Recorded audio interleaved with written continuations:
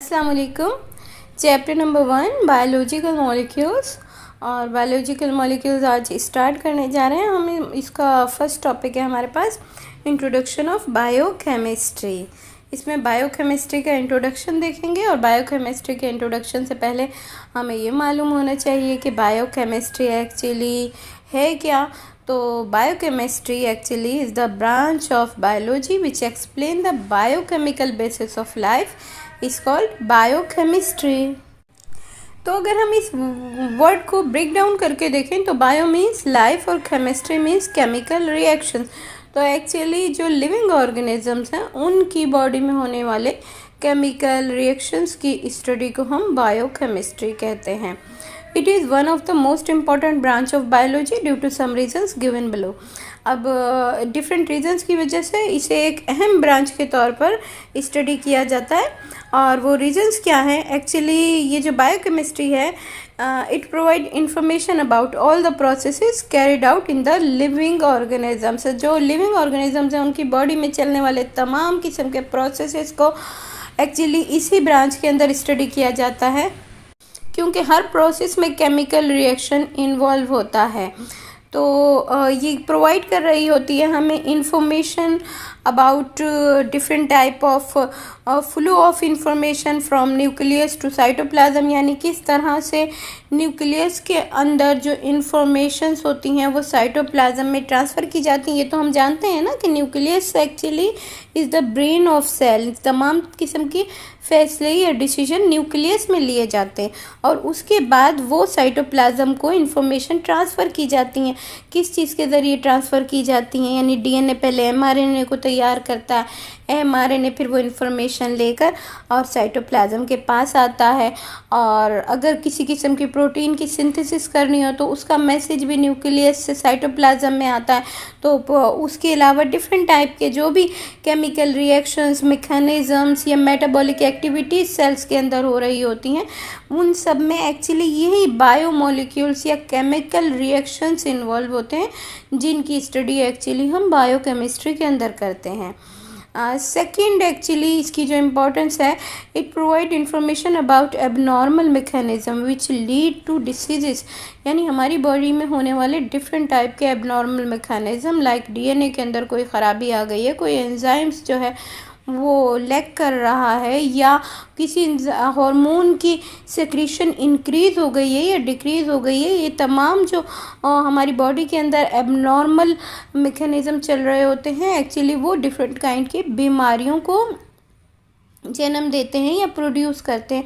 तो अब ये बीमारी कैसे पैदा हुई है और इसका इलाज क्या है, इस चीज़ के लिए भी बायोकेमिस्ट्री ही काम कर रही है। It ultimately open door to development of medicines and medical equipment to elucidate this abnormalities. यानी बायोकेमिस्ट्री ही है जो कि उस चीज़ के लिए, उस एबनॉर्मेलिटी के लिए, बीमारी के लिए मेडिसिन्स की तैयारी का काम कर रही है। डिफरेंट काइंड के जो टेस्ट वगैरह होते हैं उनके लिए डिफरेंट टाइप के जो इक्विपमेंट हैं उनकी तैयारी में काम कर रही है। तो ये सब एक्चुअली बायोकेमिस्ट्री की जिम्मेदारी है। नंबर 3 जो बायोकेमिस्ट्री की इम्पोर्टेंस है वो है the recent concept and technologies of biochemistry enable us to investigate and understand most challenging and fundamental problem of biology and medicines। यानी डिफरेंट काइंड की जो मेडिसिन्स और बायोलॉजी, यूँ कह सकते हैं कि एक्चुअली लिविंग बॉडी और उसमें होने वाले रिएक्शंस से मुतालिक जो भी इंफॉर्मेशन है वो हमें कौन दे रहा है? बायोकेमिस्ट्री दे रही है। और बहुत से हमारे जहनों में ऐसे सवालात हैं जिनके जवाब एक्चुअली कौन दे सकता है? सिर्फ बायोकेमिस्ट्री ही दे सकती है। मिसाल के तौर पर, how does cell find each other to form a complex organ. यानी किस तरह से जो डिफरेंट टाइप के सेल्स हैं वो एक दूसरे के साथ जुड़ते हैं और जुड़कर एक ऑर्गेन बनाते हैं। दूसरा सवाल ये हो सकता है, how does the growth of cell control. कौन से ऐसे केमिकल्स हैं, कौन से ऐसे केमिकल रिएक्शंस हैं जो कि सेल्स की ग्रोथ को कंट्रोल कर रहे हैं। What are the cause of cancer.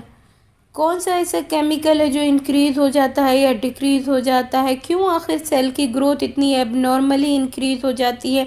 आखिर क्या सबब है कैंसर का? इसका जवाब हमें कौन दे सकता है? सिर्फ बायोकेमिस्ट्री की स्टडी ही दे सकती है। What is the mechanism of memory.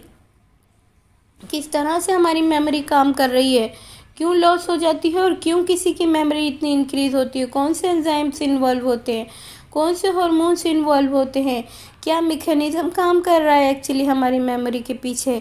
इस सब के जवाबात हमें कौन दे सकता है? सिर्फ biochemistry. Biochemistry is the only branch of science which answer these questions properly. As we know that organisms are made up of tissues and cells. Well, cells are made up of molecules. Molecules are chemically bonded atoms. यानी हम जानते हैं जो living organism है वो किस तरह से फॉर्म हुआ है। एक्चुअली जो बेसिक यूनिट है वो है एटम।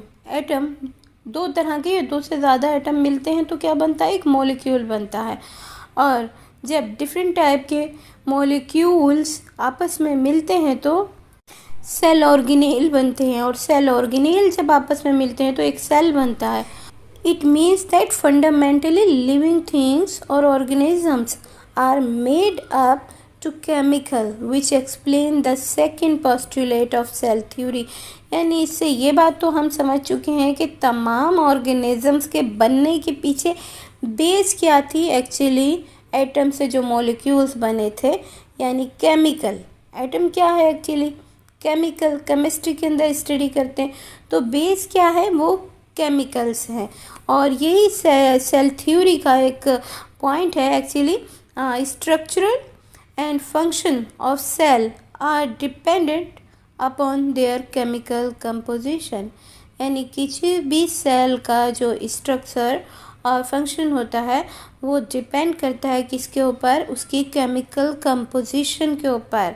तो केमिकल कंपोजिशन को स्टडी करना बहुत ज़रूरी है। Therefore, it is necessary to study the chemical composition of cell and reactions which carry down in these cells to understand the different structures and metabolism of N organisms. यानी अगर हम किसी भी ऑर्गेनिज्म को या लिविंग बॉडी को study करना चाहते हैं तो सबसे पहले तो हमें सेल की केमिकल कंपोजिशन के बारे में मालूम होना चाहिए।